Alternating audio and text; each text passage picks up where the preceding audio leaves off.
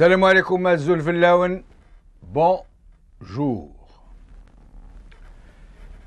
Il y a quelques mois seulement, il aurait été tout à fait inimaginable, inenvisageable, voire même d'une grande ingénuité, que de penser que quelques personnalités ou quelques forces, que ce soit en Algérie, puissent déboulonner le DRS, voire même le désintégrer de la façon avec laquelle cela s'est finalement accompli.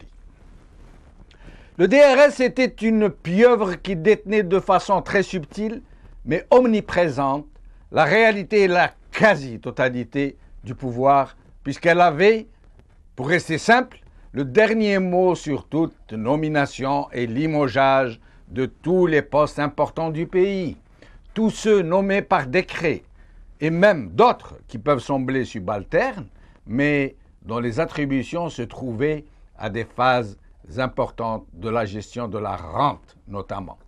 Mais pas seulement. Ainsi, juste pour l'exemple, personne ne pouvait être nommé aux postes enviables des ambassades, des consulats et autres délégations à l'étranger, des banques, jusqu'à leurs succursales, des différentes institutions, entre guillemets, du pays, des postes importants de Sonatrach et d'autres pompes Afrique, si le DRS ne donnait pas son feu vert. Mais la puissance de la maison de l'ogre Dar el-Ghul, comme l'appellent les Algériens, ne s'arrêtait pas là. Même si les généraux du DRS n'étaient pas seuls dans la prise de décision, ils en étaient les principaux acteurs. Ils décidaient de tout, en fait, depuis la désignation du président élu entre guillemets, jusqu'à celle des députés et des sénateurs qui devaient faire partie des chambres d'enregistrement que sont l'APN et le Conseil de la Nation, le Sénat, autrement dit. Et jusqu'au cœur de l'armée, depuis les chefs les plus importants du haut commandement, des régions, des différentes armes, des unités de combat, jusqu'au commandant des plus petites casernes, un officier du DRS était présent aux côtés de chaque officier commandant. Non seulement pour le surveiller, mais aussi pour lui souffler, entre guillemets, respectueusement, entre guillemets aussi, ce qu'il avait à faire lorsque la décision à prendre concernait les équilibres du pouvoir en place, c'est-à-dire celui de la prédominance du DRS. Mais tout cela n'est qu'une des facettes de cette trame, de cette force sourde dont les nervis et les collaborateurs étaient 10 fois plus nombreux que ses propres membres et qui se nichaient jusque dans les milieux censés être les plus libres et les plus sains de la nation, comme l'opposition, l'université ou la presse. Le DRS faisait la pluie et le beau temps, voire même la violence ou la paix, dont il détenait les leviers. Il gérait autant les journalistes qui devaient agiter les épouvantails sur un coup de fil que les islamistes de service qui s'ébranlaient pour aller égorger les pauvres gens quand l'humeur ou les sordides intérêts du moment le dictaient.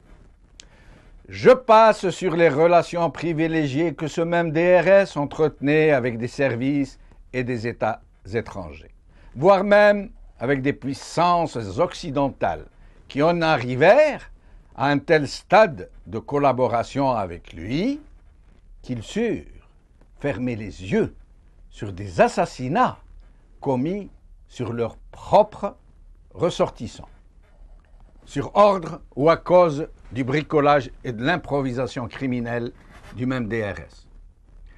La raison d'État a bon dos, n'est-ce pas? Le financement des campagnes électorales françaises et les généreux dons virés dans des comptes bancaires indécelables ont été très efficaces. C'est bien pour cela que le général Tawfiq peut se révéler très dangereux pour beaucoup de gens, à l'étranger notamment. Il détient des secrets qui peuvent faire exploser des gouvernements étrangers et il a de quoi s'inquiéter. Je dois m'arrêter là. Parce que s'il fallait tout dire sur le DRS, sur sa même mise sur le pouvoir en Algérie, il me faudrait lui consacrer une série d'ouvrages, encore, que je ne sais personnellement de lui que la toute petite partie émergée de son immense réalité. Personne n'imaginait donc que ce DRS pouvait être démantelé un jour. Or, cela s'est produit presque dans l'indifférence la plus totale, comme s'il ne s'était rien passé, hormis quelques réactions offusquées de quelques nervis, de quelques journalistes qui n'avaient pas encore compris que leurs maîtres avaient trépassé politiquement. Le reste de la population, plongée dans une profonde léthargie et qui ne réagit de toute façon à plus rien, qui est là à faire des bulles pendant que son pays fonce droit au mur, n'a même pas compris qu'une phase historique de très grande intensité, un gros bouleversement des forces en présence, un réaménagement surréaliste venait d'avoir lieu en très peu de temps, sans provoquer le plus petit frémissement dans un environnement politique que nous pensions particulièrement houleux. Ce qui aurait dû, en toute logique, entraîner une grosse déflagration, voire même un coup d'État, ou à Dieu ne plaise, une guerre de clans par population interposée, n'a pas eu l'honneur des unes, même pas les unes des journaux, comme si de rien n'était. Et donc, normalement, s'il n'y avait pas eu une multitude de si et de mais, nous devrions nous réjouir, battre des mains, danser une farandole, faire la fête et pousser du you-you. Le DRS a été laminé, passé au pilon, réduit en poussière, passé, ressassé, sassé, puis soufflé aux quatre vents. La maison de l'ogre est devenue une carcasse désolée, vidée de ses ogres voraces, aux vitres cassées, où s'entasse déjà la poussière des jours. Elle n'est plus hantée que de celui qui se faisait appeler Arab Zair, celui qui fut le redoutable grand boss de cette antre obscure. Il n'y a plus que lui, et autour de lui, un dernier carré, non pas de fidèles, mais de gens dont la mission est de le surveiller de très près. On dit qu'il est très malade, qu'il aurait négocié un gros parachute doré et des garanties qu'il ne serait jamais poursuivi pour crime contre l'humanité. Il ne faut pas oublier non plus que sans lui, sans sa collaboration active, jamais le DRS n'aurait pu être démantelé. Il n'a pas eu le choix. Il lui a été enjoint par des forces supranationales de collaborer avec ceux qui allaient raser sa forteresse. Les jeunes loups du DRS qui s'agitaient à ses flancs et qui semblaient vouloir le bouter hors de sa position de mâle dominant ont fini de le convaincre d'entrer dans le jeu. Nous devrions donc, je le disais, nous réjouir que ce DRS qui nous a fait tant de mal ait enfin été terrassé. Nous devrions hisser celui ou ceux qui y sont parvenus au fait de la gloire et de la reconnaissance de toute la nation. Mais, il y a plein de mais. Cela aurait été méritoire, en effet, si cela avait été ainsi mené au pas de charge, dans le but de débarrasser la nation des sangsues qui lui suçaient les sangs et la vider de ses substances vives. Ce n'est pas le cas. Ce qui a été infligé au DRS ne l'a pas été pour le bien du pays. Il n'y a aucun doute là-dessus. C'est juste une vaste reconfiguration de la maison de l'ogre. Un clou en a chassé un autre. Et précision de taille, le président Bouteflika n'a rien à voir dans ce chamboulement. Il n'a rien à voir. Le pauvre est totalement débranché, la plupart du temps plongé dans un coma artificiel pour le garder le plus longtemps en vie, le temps de lui trouver une alternative. Les titres à la une qui affirment qu'il est l'artisan de ces grandes manœuvres sont des farces.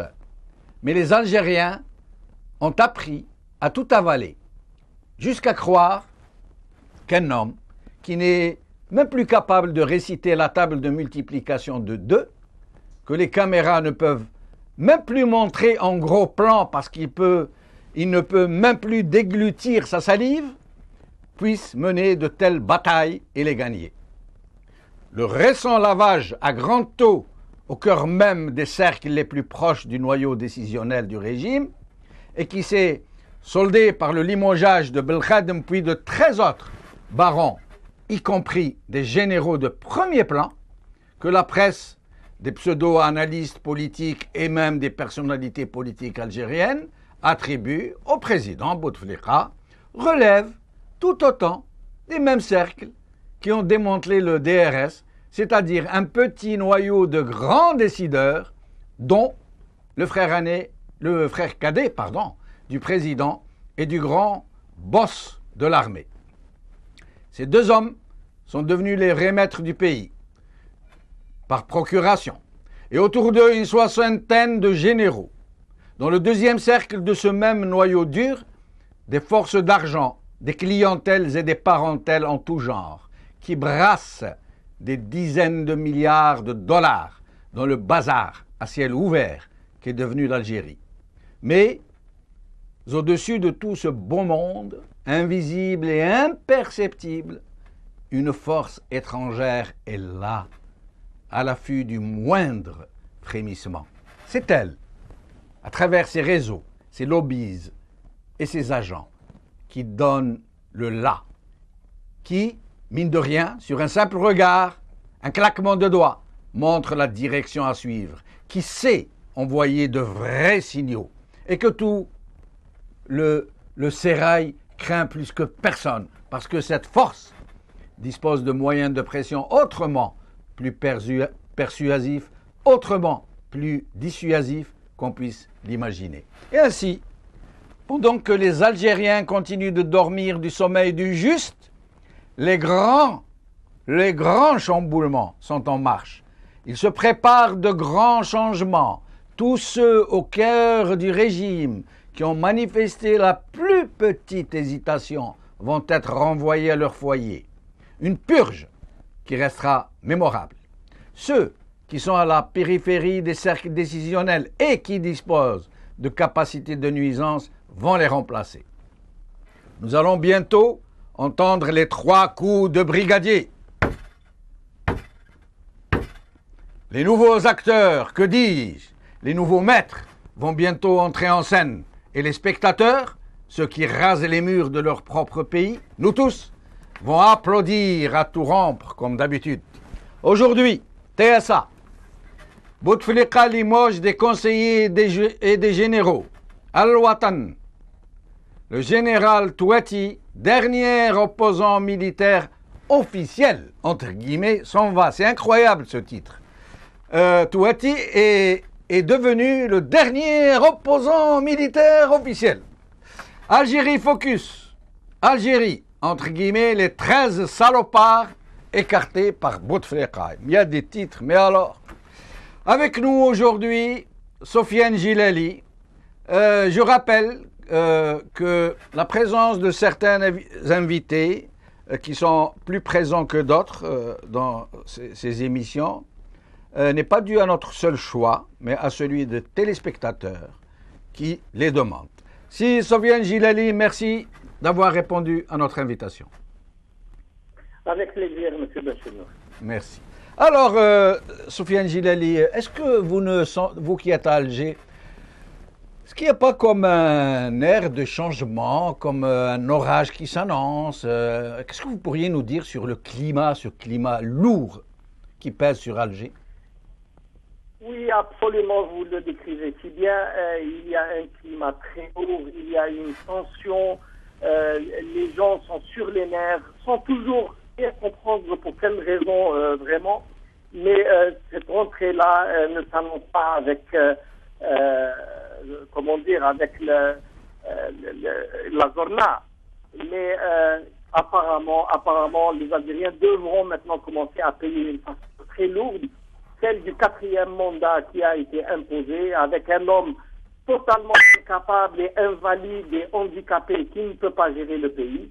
Et nul ne sait maintenant vraiment qui est derrière toutes ces mesures, qui est derrière la prise de décision, qui est derrière l'orientation du pays. Il y a de quoi être inquiet et d'en avoir peur. Mais Sofiane Gilali a écouté les journalistes, les journalistes les plus connus du pays, dans les plus grands journaux du pays, les télévisions privées, à écouter les analystes politiques, à écouter les chefs de parti, à écouter les officiels. C'est Bouteflika Abdelaziz qui est en train de prendre toutes ces décisions. Je ne pense pas que c'est un raccourci. Je crois que les Algériens ont très bien compris que le président n'est plus qu'un nom, en fait. On aurait pu avoir encore maintenant intronisé Ouali Boumediene. Pourquoi pas? On a son portrait dans tous les bureaux, mais il n'est plus en situation d'agir. Absolument pas. Les gens n'ont pas le moyen de décrire ce qui se passe à l'intérieur du pouvoir, ne peuvent pas donner un nom, ils n'ont pas de visage à proposer. Donc, de façon plus rapide, on dit le président ou M. Bouteflika, mais tout le monde sait qu'il ne s'agit plus à ce point. Le pays est en très grave danger. La clique qui a imposé le 4e mandat envers et contre tout l'a fait dans un objectif bien déterminé. Ils le savaient, ils étaient conscients que le président ne pouvait en aucune façon assumer la situation, mais ils ont poussé le pays à cela. Et les malheurs qui risquent de s'abattre sur le pays, ils en seront à l'origine et ils devront être jugés au moins politiquement pour cela. Tout ce qui applaudissait au 4e mandat et à la Horde d'Arabia. Soufiane Jilali, ce limogeage fracassant de Belkhadem et ces grandes manœuvres de lessive à grand eau au sein même des cercles les plus proches du pouvoir, selon vous, à quoi ils sont destinés? Écoutez, je pense que nous sommes très proches d'un dénouement, je ne sais pas lequel, mais le pouvoir est entré dans une forme d'hyperactivisme à l'intérieur. Le limogeage de cette façon, de cette violence de M. Belkhadem, qui était l'un des plus proches soutiens du président pendant 15 ans, qui a soutenu le 4e mandat, qui a été à chaque fois humilié, mais qui est revenu repentant à chaque fois. Je pense qu'il annonce d'autres départs, d'autres sanctions, d'autres punitions pour d'autres aînés qui ont peut-être compris que M. Bouteflika étant fini, que la course était ouverte à la succession. Et je pense que c'est cela qui détermine la suite. C'est que maintenant tous les clans à l'intérieur qui se divisent, qui se chamaillent autour de la rente, autour du pouvoir, vont chacun sortir ses armes et chacun voudra placer son poulain ou son homme fort comme successeur. Et c'est là où il y a de très graves risques pour le pays, d'autant plus, comme vous le décriviez, s'il n'y a plus d'institutions régulatrices, s'il n'y a plus de contrôle, s'il n'y a plus une institution qui arrive à imposer une volonté institutionnelle et non pas d'un clan, alors le risque est démultiplié. Et là, on a bien peur que même l'armée se trouve dans une situation critique où elle a perdu non seulement de sa force, de sa capacité à intervenir, mais elle a perdu toute volonté apparemment, puisque les hommes qui la dirigent ne semblent plus intéressés que par eux-mêmes, par leur personne, par le pouvoir, et ne sont plus intéressés par le serment qui, pour beaucoup d'entre eux, avaient fait pour la patrie, pour la mémoire des 1,5 million de martyrs. Je pense que tout cela est oublié, il n'y a plus tellement de nations, il n'y a plus de patriotisme, il n'y a plus que le gain et la course au pouvoir. Et vous ne pensez pas que la gravité de la situation qui donne des signes évidents de grands bouleversements, vous ne pensez pas que des hommes d'honneur pourraient surgir du sein de cette armée pour mettre le holà à cette grande dérive, à cette débâcle? Eh bien, écoutez, je pense que ces hommes d'honneur, ces patriotes, ceux qui en font que le matin, de l'eau coule dans votre robinet et qu'il y ait de l'électricité le soir avant pour regarder l'émission télé de Al-Magharibiya, eh bien, je pense que ces hommes d'honneur-là devraient se secouer. Ils s'en trouvent dans toutes les institutions, ou ce qui reste des institutions, mais très probablement il en reste au niveau de l'armée. Et je pense que c'est à ce niveau qu'il doit y avoir quelque chose pour dire non à la trahison de l'Algérie, arrête cette hémorragie effroyable de ses moyens, de ses richesses, de cette usurpation de souveraineté populaire. Je pense que c'est le moment. Il y a des patriotes dans la classe politique, dans tous les courants. Il y a des patriotes partout dans le pays. C'est à eux aujourd'hui qui doivent répondre à ce besoin ultime du pays. C'est cet appel-là qui doit être entendu par les cœurs maintenant. Il n'y a plus de politique politicienne à faire, il n'y a plus d'élections ou de pseudo-élections à opérer. Il y a réellement ce sursaut salvateur dont on a besoin. Et Soufiane Djilali, cette absence de réaction, non seulement de la société civile, comme on l'appelle, comme ça, avec ce terme tellement galvaudé, mais aussi de tout le peuple algérien, de toute la population, de toute la société. Cette absence de réaction totale, comme si personne n'était concerné. À quoi c'est dû, selon vous? Seulement à cette anesthésie générale prodiguée par le pouvoir, par le biais de cet argent massif qu'il injecte dans toutes les couches sociales? Ou est-ce du désespoir? Est-ce de la résignation? Qu'est-ce que c'est, en fait, cette absence incroyable, ahurissante, irresponsable de réaction d'un peu tout le monde? C'est tout à la fois. C'est d'abord de très longues années de terrorisme qui ont mis à bas le moral des Algériens, qui ont détruit beaucoup de choses et qui est là comme un traumatisme très profond et qui génère par ailleurs de la violence quotidienne partout dans le pays. Mais c'est un élément très important. Deuxièmement, il y a eu 15 années d'anesthésie par la rente pétrolière où beaucoup d'argent a été distribué et surtout beaucoup de corruption. Ensuite, il y a eu ces révolutions malheureuses autour de nous et les troubles qui en ont suivi en Syrie, en Égypte, un peu moins en Tunisie heureusement, mais beaucoup en Libye, dans le sud. Cela renforce le traumatisme des années de violence dans le pays. Et puis, rajouter à cela l'absence pratiquement de structures qui socialisent les Algériens. Depuis 15 ans, M. Bouteflika a détruit tous les contre-pouvoirs et détruit tous les partis politiques ou associations qui auraient pu réunir, rassembler les Algériens, leur apprendre à travailler ensemble. Malheureusement, tout cela n'existe plus. Donc l'Algérien aujourd'hui est perdu, il est sans référent. Il ne sait pas où aller, même s'il ne veut plus rester là où il est. Il sait que la vie est devenue extrêmement compliquée. Le désordre ambiant est partout. La vie est devenue très pénible. Les relations entre les gens sont difficiles. Les tensions sont là. Mais que voulez-vous qu'il fasse? Personne ne lui donne de recette. Et vous ne pouvez pas attendre que le Mehdi Montadar descende. Un parti politique, ça s'organise sur plusieurs années. Il faut des moyens, il faut de la formation. Ce n'est pas un simple discours qui peut être donné par-ci, par-là, qui peut mobiliser autant. Il faut recréer la confiance, il faut reconstruire une vision de l'avenir de l'Algérien. L'Algérien a été totalement déboussolé. Donc il est conscient. J'ai donné l'autre fois l'exemple de la grenouille qui est dans l'eau et qu'on chauffe très progressivement. Et puis au moment où elle s'aperçoit que l'eau est devenue trop chaude, elle est déjà cuite à moitié et elle ne peut plus bouger. Oui. L'Algérie, depuis 15 ans, a été mise sur le feu et on est en train de, petit à petit, nous cuire vivants. Alors, à un moment, bien sûr, beaucoup perdent espoir.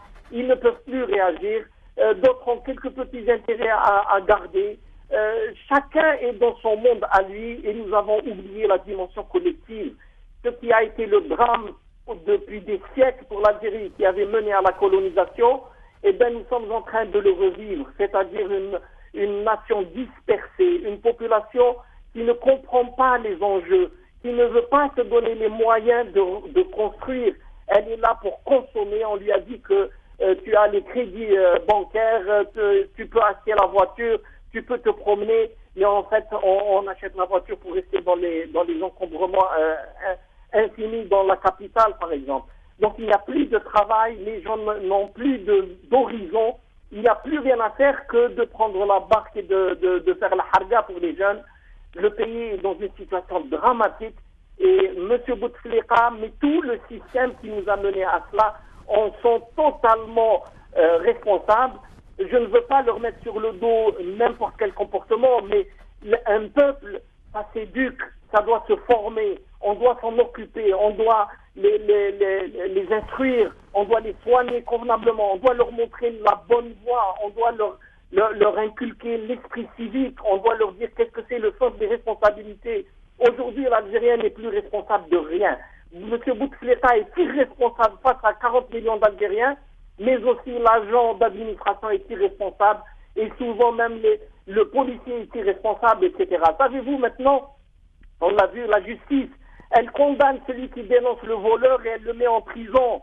C'est quand même insensé. M. Chakib Khalil est protégé pour aller vivre ailleurs après avoir raflé des centaines de millions de dollars, et le jeune sur la rue, il est tabassé et pris en prison.